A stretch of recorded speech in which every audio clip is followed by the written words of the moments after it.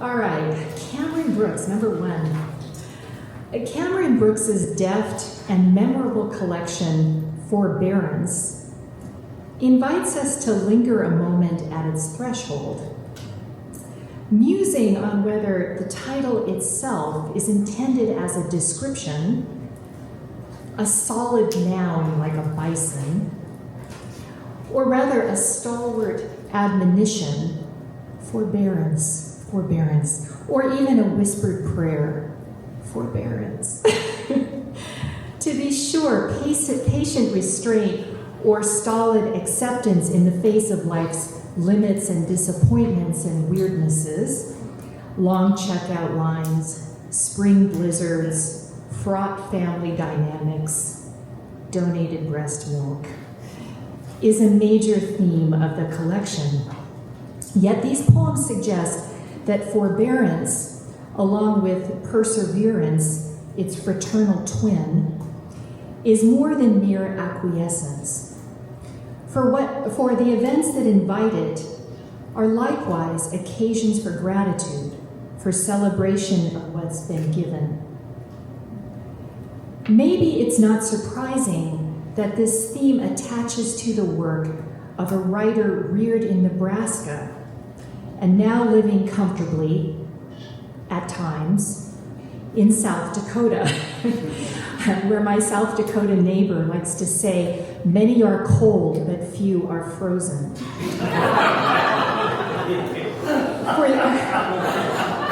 For these poems are rooted and abide in the demands of climate and geography, the demands, too, of the indomitable beauty of the hills and plains.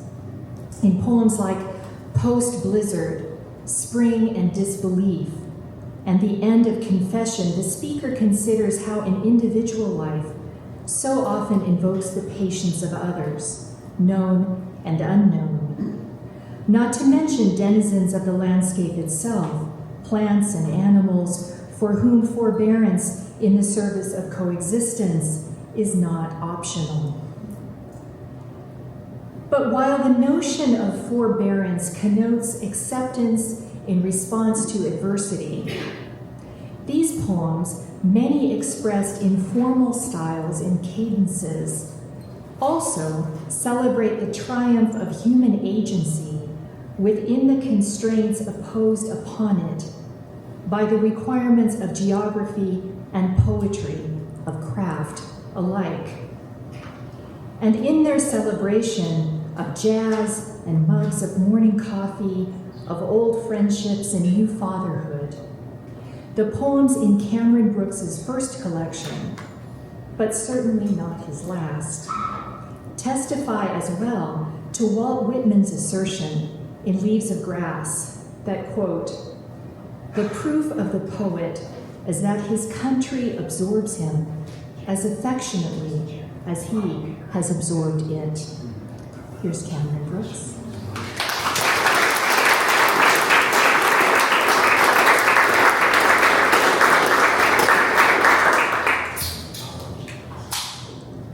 Thank you, Dr. Meyer. And thank you all for being here. This is a very special moment. In a 1977 interview with the Paris Review, the late poet Richard Wilbur made the following confession.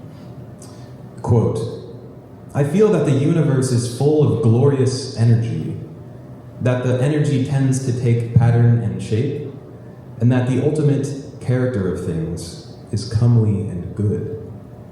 I am perfectly aware that I say this in the teeth of all sorts of contrary evidence, and that I must be basing it partly on temperament and partly on faith.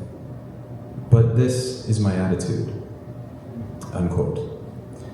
I happen to share Wilbur's attitude, and what initially drew me to this of all MFA programs was my notion that it might be a place where I could explore the glorious energy of the universe through the pattern and shape of literature. Happily, that notion has been repeatedly validated over the past 2 years, in workshops with my talented colleagues, in art and faith seminars, while poring over the texts of great authors like Wilbur, and even in the early morning solitude of my kitchen nook back in South Dakota, where I wrote most of these poems with blackwing pencils and much coffee. I extend my deepest gratitude to all the faculty and staff for fostering such a profoundly generative environment. In particular, I wish to thank our esteemed poets, Scott Cairns, Misha Willett, and Jennifer Meyer, whose collective influence on this manuscript, down to its very title, I humbly and cheerfully acknowledge.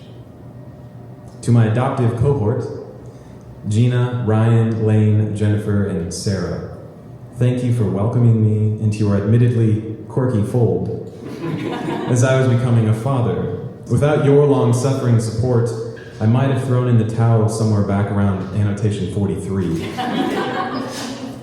May God continually grant you the words you need and the words others may need.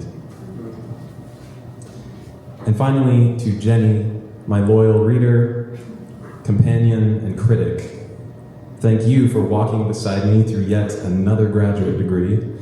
I promise it will be the last one for now.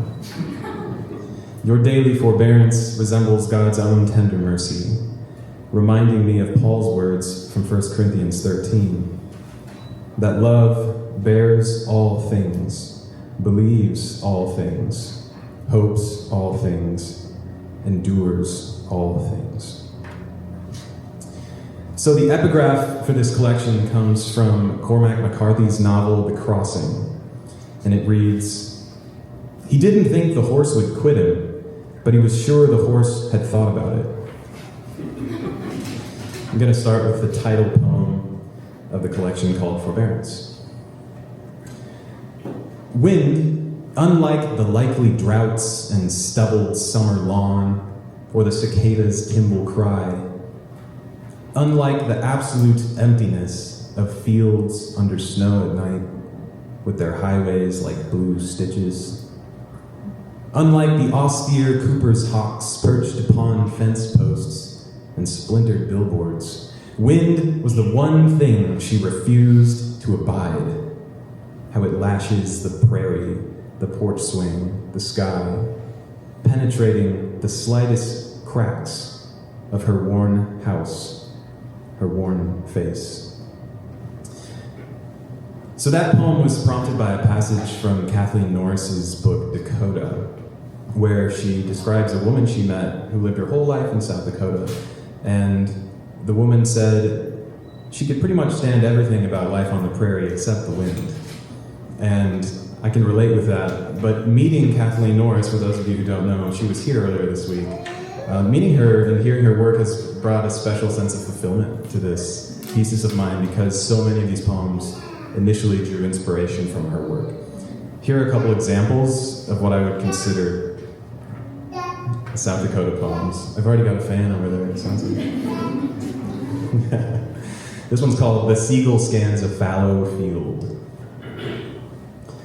The seagull scans a fallow field in search of God knows what.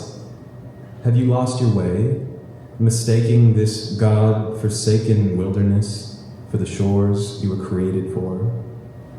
Perhaps you were gulled by the prairie waves into believing you had discovered country good for more than flying over. Maybe even a place to stay. It's okay, so did we.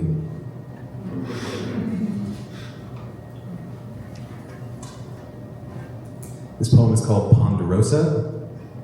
The epigraph comes from a journal entry I found of Robert Louis Stevenson from one of the times he was passing through the prairie for the first time, I think. He wrote, "What livelihood can repay a human creature for a life spent in this huge sameness?" Ponderosa. Dizzied by swells of prairie grass, a huge sameness, a vast expanse of oceanic green, irked, too, by retro billboard ads along the interstate, meant less to sell than, well, divert one's gaze from the vertiginous vistas of sprawling plain. I wind up here again. walking deep rings of ponderosa pine, boughs jeweled in April ice, they circle a marble reservoir, stand sentinel atop steep crags to curb infinity.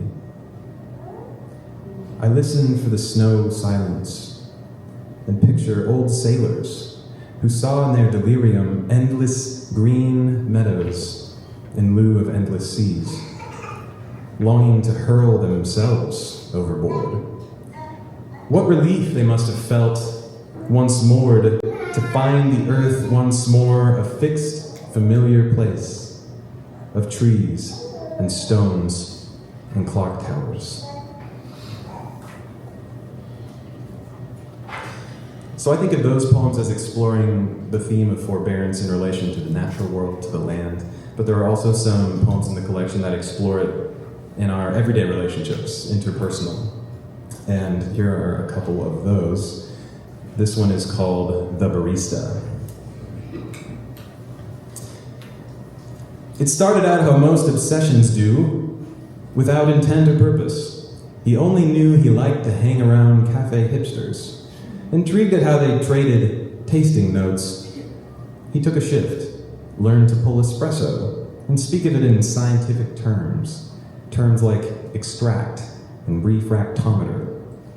His palate grew impressively refined, his tongue more like a scanner than a tongue.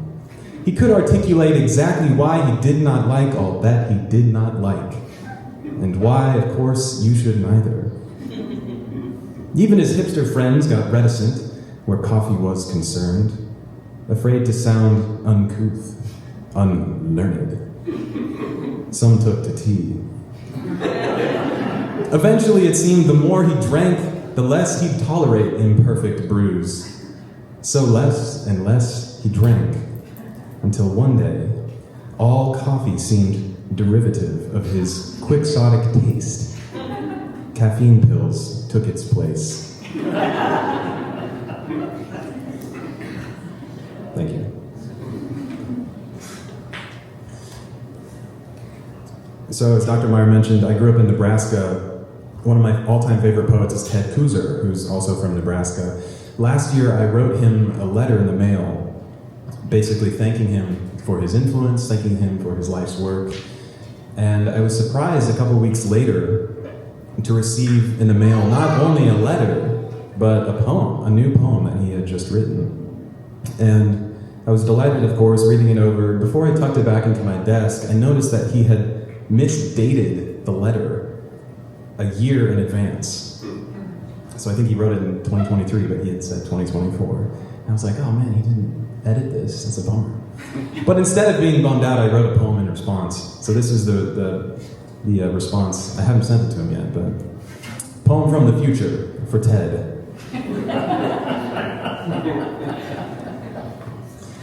Perhaps it was only the slip of a single keystroke that dated your letter a year from now.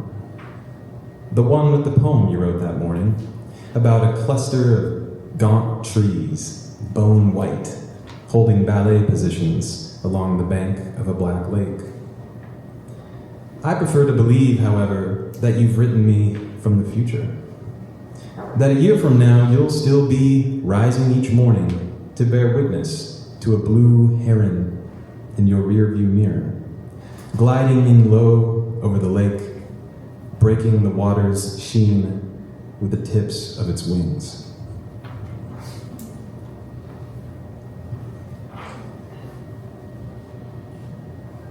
One of the delightful parts of putting together a poetry manuscript is discovering what your preoccupations have been, looking back and saying, oh, I just kept writing about those same things again. There's a section of poems in the collection that are all trying to get at this idea of negative space, white space. A new phrase that we learned this week was fertile nothingness. All kinds of ways of talking about it. A pregnant pause. But I'm going to read 3 or 4 that are trying to get at this idea. And the first has to do with music. It's called Off Silence. Hip mystics tell me silence is the salve for a disintegrated soul. a sort of detox from that stupefying din called postmodernity, even a sin qua non for making out the quiet voice within. Perhaps, as yet, I still enjoy a bit of bebop while I do the dishes. The shining saxophone of Lester Young spinning in my living room. Or stuck in traffic on a gloomy day, I'd rather put on something cool by Clifford Brown to pass the time. A trinity of brass and bass and ride, converging with the verve of fathomless potentialities, becoming what they only could become. That poem is immediately followed with On Silence. Dishes done, both sides of a record spun, stylus skating silently along its run-out groove, as gusts of snow outside snuff out the last light of another day. Another day comes down to this, my sense that silence never proved an emptiness.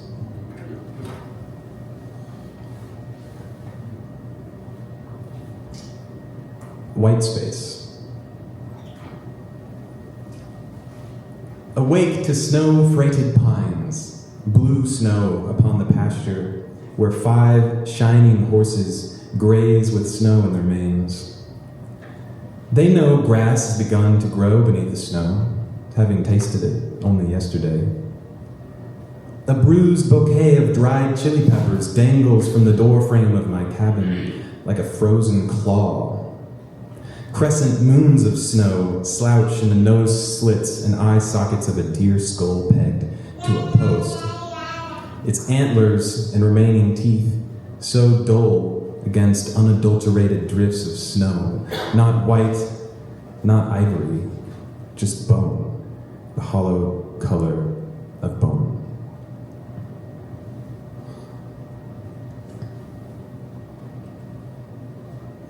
I'm usually too proud to rely on writing prompts to get a poem going, but this next one's an exception.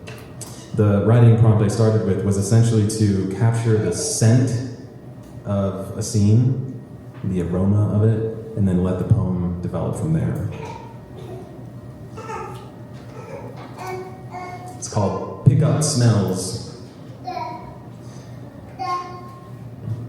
The strongest sense a final sip of Coke mixed in its can with spat tobacco juice. Dad's musky leather Carhartts on the dash. The cab's upholstery, ripe with coffee stains, dog fur, and dust sputtered through broken vents. In early spring, or on some winter day that smacks of early spring, the floor mats shed about the cab boot prints, tracked in since October or so. Of pine, alfalfa, milkweed, smoked manure, of rust and gasoline, and blood of last year's stag. The one we hauled across a jagged field in fall's last incandescent blush, his neck so adamant, so warm against my touch. As I knelt down beside the truck to pose for a picture, the sweet metallic bite of blood, of death, of life leaving the earth.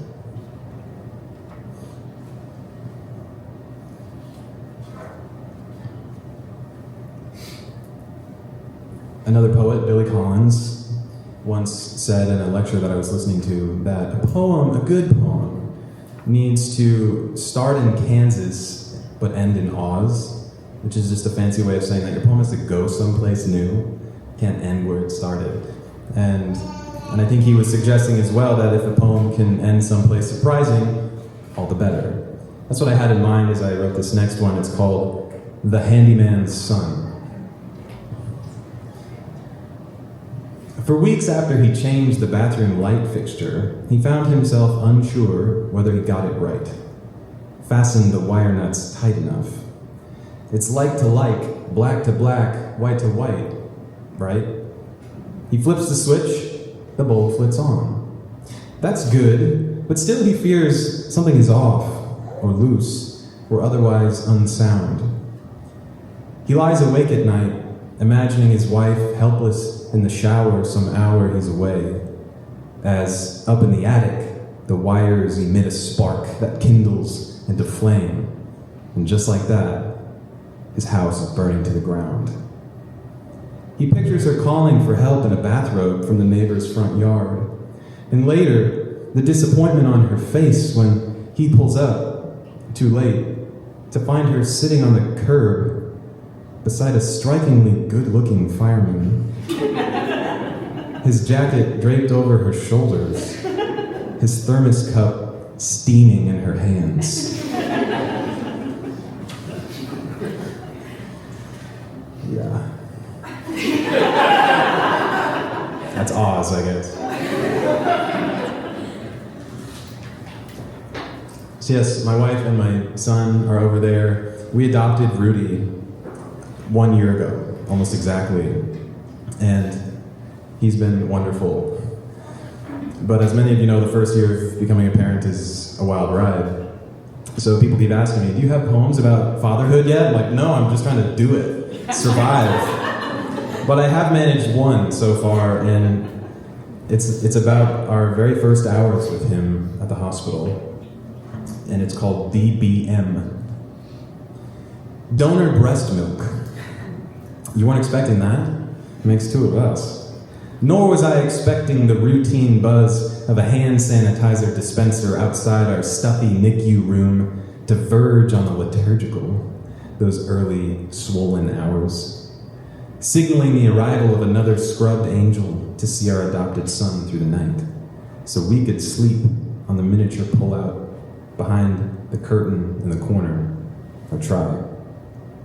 Did not expect the strip mall parking lot rendezvous pulling up beside some random dude and his wife so she could unload her cooler of frozen DBM into the cooler in our trunk.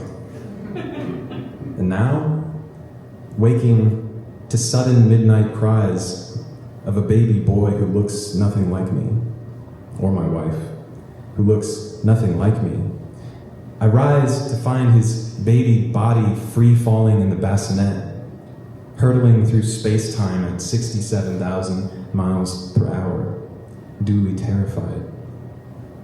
I rock him in the shadows till he returns to a cocoon of amniotic dreams. Morning next, after his bottle, we sprawl out in daylight on the very solid living room rug, studying the other's smile, exchanging it.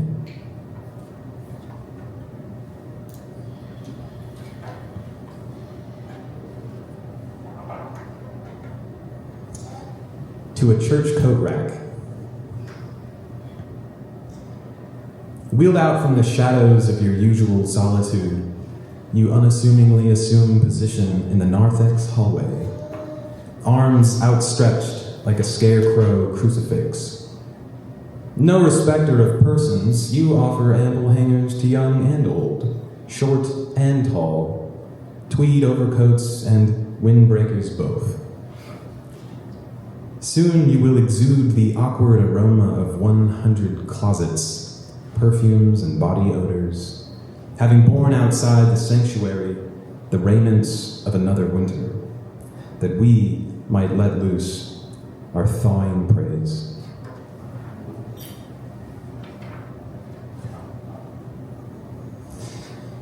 Just two more. This next one is called 3 Ways of Looking at Spearfish. And when I submitted this for a workshop, everyone's like, what the heck is Spearfish? So I can clarify that it is a place. So Spearfish is a little town in the Black Hills. I live on the other side of South Dakota in the plains. Way on the other side is Spearfish. And that town to me has always been kind of romantic and alluring. I've always wanted to live there. I visit as much as I can. And that's kind of the theme of this poem. So 3 ways of looking at spearfish. 1, Lookout Mountain. Just here, the timbered foothills of the northern Black Hills converge on an unyielding sweep of Wyoming prairie, before which sits Spearfish. Pretty much a pit stop along its slash of I-90. Tiny semis, cars, and Harleys transporting travelers this way and that, in what appears from here my lofty precipice, like slow motion. With enough distance, perhaps, with enough elevation, I could halt time altogether. I could pray about everything I've been meaning to for some time. 2. Community caves. Deep within the canyon now, a diaphanous waterfall dances before the mouth of a cave, studded with variegated carabiners of mountaineers gone by. I lie alone in the cave's cool, observing a red handprint pressed against the brittle limestone. Work of a local art student in some exalted state of consciousness, no doubt. Or the burial site of Ezra Kind, mythic Black Hills Gold Rush brigand who 200 summers ago lost everything in a barbarous treasure hunt. We consider his fugitive days on the frontier a cautionary tale of avarice, forgetting that long before the lust of the flesh, or the lust of the eyes, or the pride of life appeared, there was gold in the land of Havilah, and the gold of that land was good.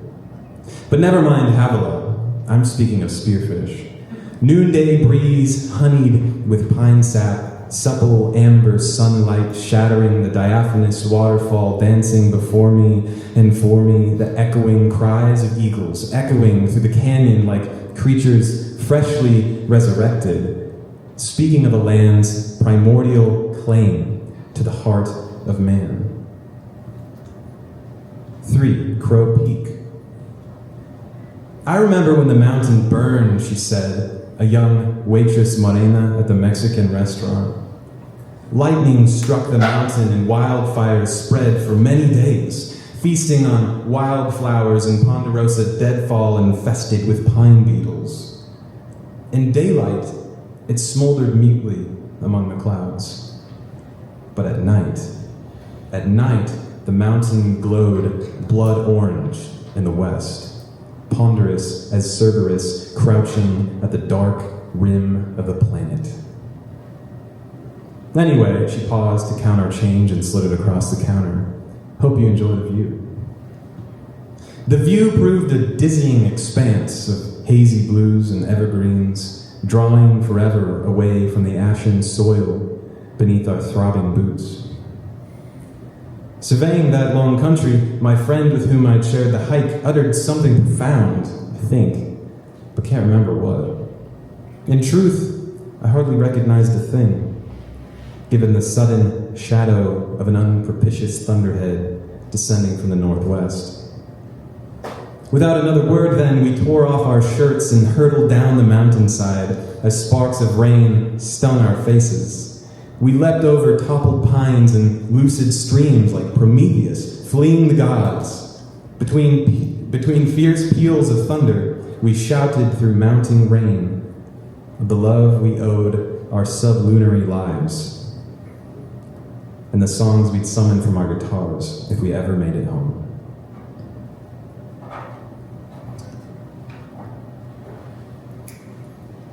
All right, just one more here. Am I okay on time? Cool.